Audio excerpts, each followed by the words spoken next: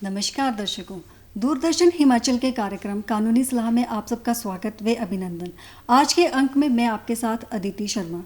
दर्शकों, कानूनी सलाह एक ऐसा कार्यक्रम है जिसमें हम आपको कानूनी जानकारियां देते हैं और आज के युग में आम आदमी का कानूनी नियमों के प्रति जागरूक होना बहुत ही ज़्यादा आवश्यक है।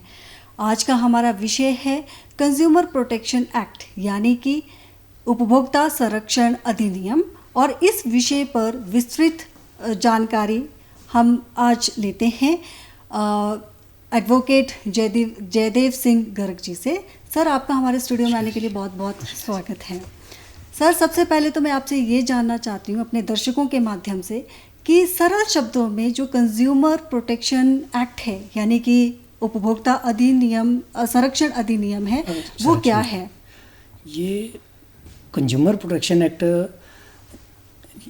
बनाने की या इसकी ज़रूरत इसलिए हुई कि जो कंज्यूमर है उनके राइट को प्रोटेक्ट करने के लिए जी। कंज्यूमर अगर कोई भी चीज़ मार्केट से लेता है या कहीं से भी खरीदता है तो वो उसके क्या राइट्स है उसके प्रति, और अगर वो डिफेक्टिव होता है, कोई उसमें डिफेक्ट निकलता है तो वो क्या कर सकता है, वो सारा इस कंज्यूमर प्रोटेक्शन एक्ट के तहत आता है। जी सर। हाँ जी सर, इस अधिनियम को बनाने के लिए सरकार को क्यों ज़रूरत पड़ी? इस अधिनियम को बनाने के लिए सरकार को इसलिए सरकार ने ज़रूरी समझा कि जो कंज्यूमर है उसके राइट को कैसे प्रोटेक्ट किया जाए। जी सर। तो सर, इसमें इस अधिनियम जो हमारा उपभोक्ता संरक्षण अधिनियम है, इन नियमों के अंतर्गत जो है वो क्या क्या राइट्स जो है वो कंज्यूमर को दिए जाते हैं? कंज्यूमर को इस अधिनियम के तहत हर वो राइट है, अगर कोई वो बाज़ार से कोई भी गुड्स या कोई सामान खरीदते हैं और कंज्यूमर को जब उसमें लगता है कि कोई डिफेक्ट है या कोई डेफिशिएंसी है तो वो उस के प्रति जिससे सामान खरीदा है शॉपकीपर से या किसी कंपनी से, तो वो कंप्लेंट फाइल कर सकते हैं डिस्ट्रिक्ट कंज्यूमर फोरम में। जी सर। सर, सपोज करो, मान लो कि मैंने बाज़ार से जो है वो वॉशिंग मशीन खरीदी है और उसके बाद जो है मतलब आफ्टर 1 और 2 मंथ्स के बाद जो है वो मेरे को ये लगा कि उसकी क्वालिटी जो है वो डिफेक्टेड है, तो उस टाइम जो है वो मुझे क्या करना चाहिए? मेरे को कहाँ पर जो है वो कंप्लेंट दर्ज करवानी चाहिए और कैसे करवानी चाहिए? और मुझे सबसे पहले स्टेप जो है वो मुझे क्या करना चाहिए कि मुझे कहाँ पर मैं जाऊँ जहाँ पे मेरी कंप्लेंट जो है वो एकदम से दर्ज हो जाए?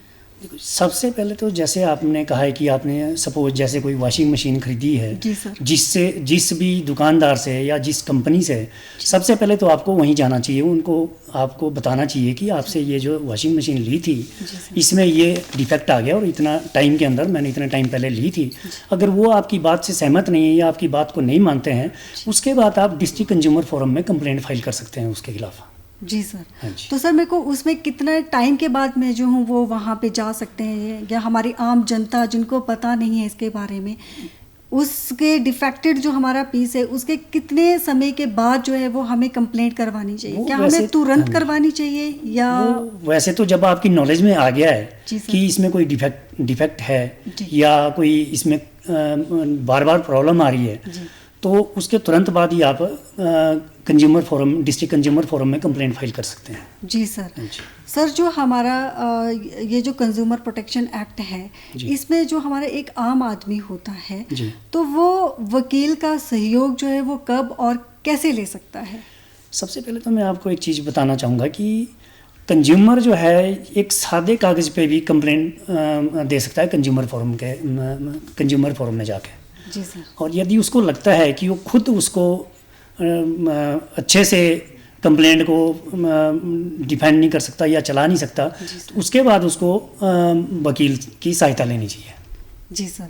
तो सर, अगर सपोज करो कि हमारा जो आम आदमी है वो बहुत ही ज़्यादा गरीब है, तो क्या उसमें जो है वो उस आदमी को या उस नागरिक को क्या कोई कंसेशन दिया जाता है या उसको फ्री ऑफ कॉस्ट में जो है वो उसका जो केस जो है वो लड़ा जाता है? देखिए, ऐसी परिस्थिति में एक जो कोई ऐसा कोई जो गरीब आदमी है वो मतलब वकील की फ़ीस नहीं दे सकता अपनी कंप्लेंट फाइल करने के लिए या लड़ने के लिए कंज्यूमर फोरम में, तो वो लीगल एड की तरफ से फ्री ऑफ कॉस्ट उसको कानूनी सहायता या कानूनी सलाहकार मिल सकता है, या वकील जो वो देंगे वो उसका जो सारा खर्चा है वो सरकार की तरफ से वहन होता है। जी सर। सर, तो हमारे आपने जैसे हमें बताया है कि इसमें जो डिफरेंट जो राइट्स हैं वो कंज्यूमर को दिए जाते हैं, तो क्या इसमें जो है वो हमारे खाने पीने की चीज़ें भी कवर होती हैं? जी। Okay sir. जैसे सपोज करो सर, अगर मैंने कहीं बाहर से कोई चीज़ खाई है और मेरे को उसको खाने से मेरा पेट खराब हो गया या मेरी तबीयत खराब होगी, तो उस टाइम पे एज अ कंज्यूमर जो है वो मैं कहाँ पर अपना जो है वो केस जो है वो दर्ज करवा सकती हूँ, किसके अगेंस्ट मैं कंप्लेंट करवा सकती हूँ? देखिए, जहाँ से आपने कोई खाने की चीज़ ली है या खाई है, सपोज करो आपको फूड पॉइजनिंग हो जाती है उसको खाने के बाद, तो पहले तो आप जो जैसे एमसी एरिया में कहीं है वो शॉपकीपर है, तो आप जो एमसी में जो ये अपने हेल्थ डिपार्टमेंट होता है, आप फूड सेफ्टी ऑफिसर को कंप्लेंट कर सकते हैं। जी सर।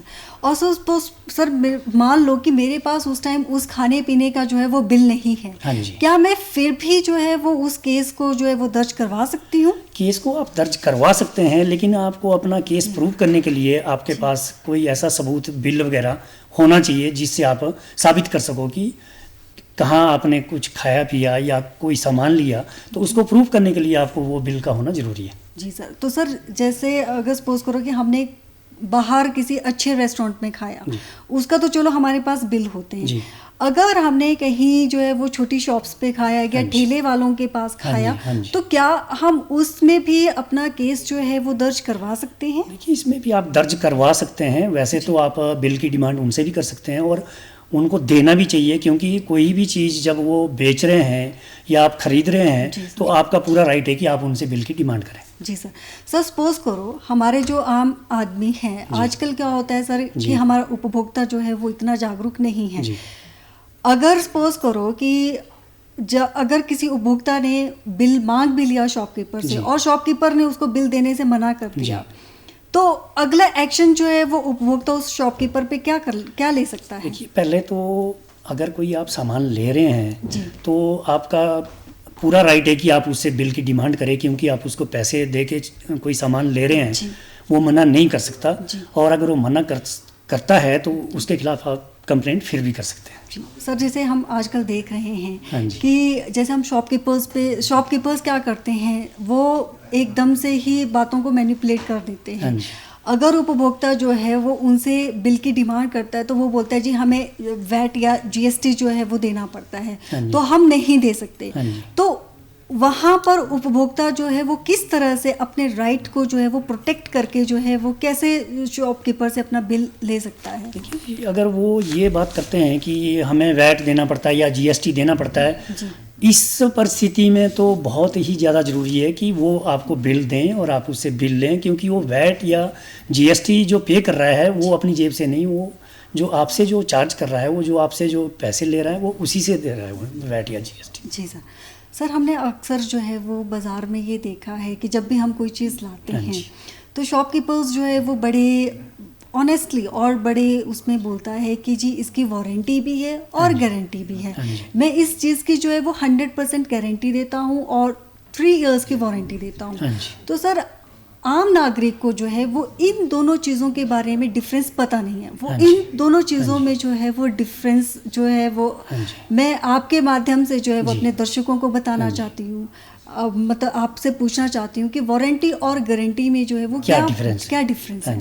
वारंटी का एक ऐसा है, सपोज करो आपने जैसे आपने पहले कहा कि आपने कोई वॉशिंग मशीन ली और उसकी वो वारंटी देते कि 1 साल की वारंटी है, तो वारंटी में आपका जैसे कोई मेंटेनेंस करनी है उसने या कोई पार्ट रिप्लेस होना है तो वो फ्री ऑफ कॉस्ट होगा। जी सर। और गारंटी का ये है कि उसमें कोई भी जो आपने प्रोडक्ट लिया है वो पूरा ही रिप्लेस हो सकता है।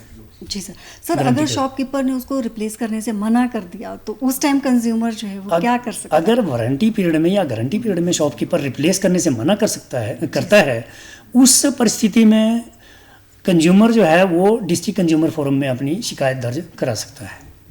जी सर। तो सर, वो उसमें जो हमारा कंज्यूमर जो जाएगा तो वो उसको कितने पीरियड में जो है वो अपना जो है वो फाइल कर सकता है अपना केस?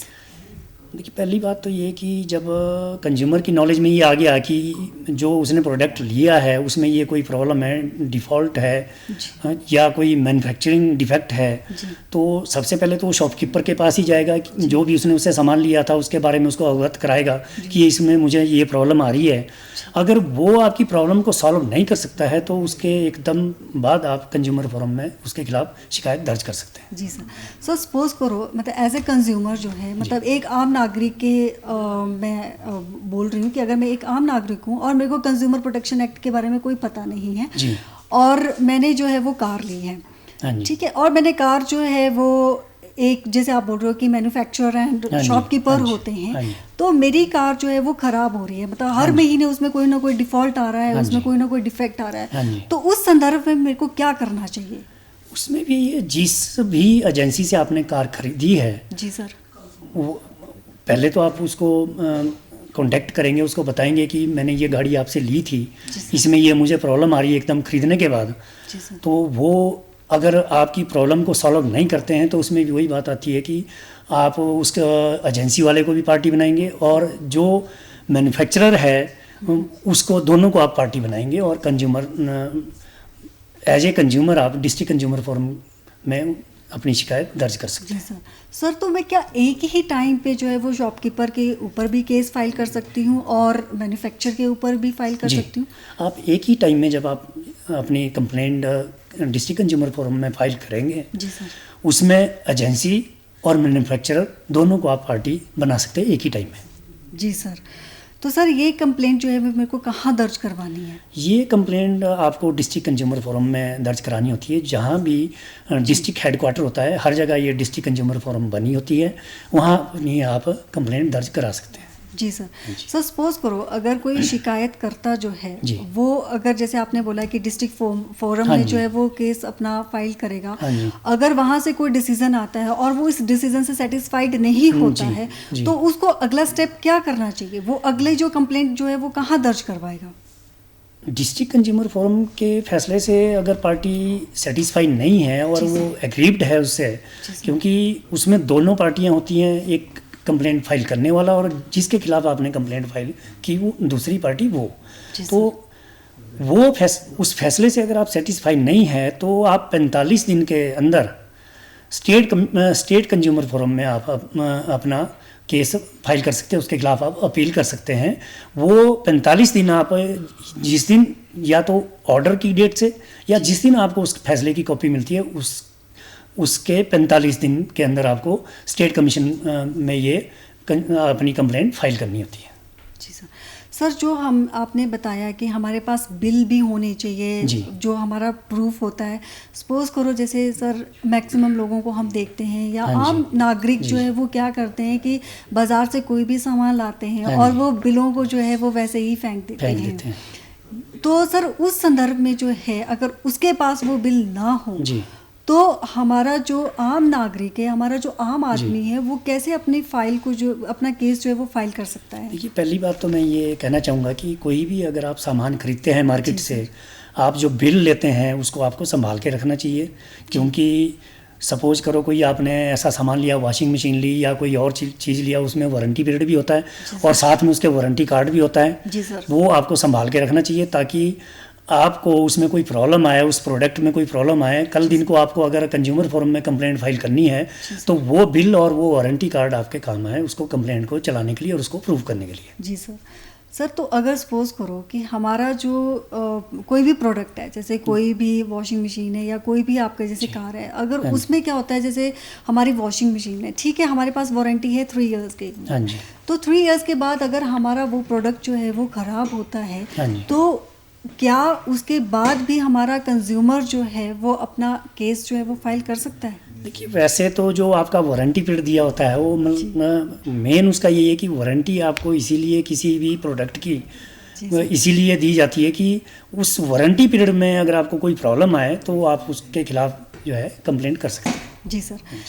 सर मैं अपने दर्शकों के माध्यम से आपसे ये पूछना चाहती हूँ कि जो हमारा कंज्यूमर प्रोटेक्शन एक्ट 1986 था और जो हमारा कंज्यूमर प्रोटेक्शन एक्ट जो अमेंडेड हुआ है अभी 2019 में, उसमें क्या डिफरेंस है? कि जो अब ये जो कंज्यूमर प्रोटेक्शन एक्ट 2019 जो अमेंड हुआ है और ये जो बना है अब, इसमें ये फ़र्क है कि इस प्रोटेक्शन, इस कंज्यूमर प्रोटेक्शन एक्ट में अब सज़ा का प्रावधान भी है, जो पहले नहीं था।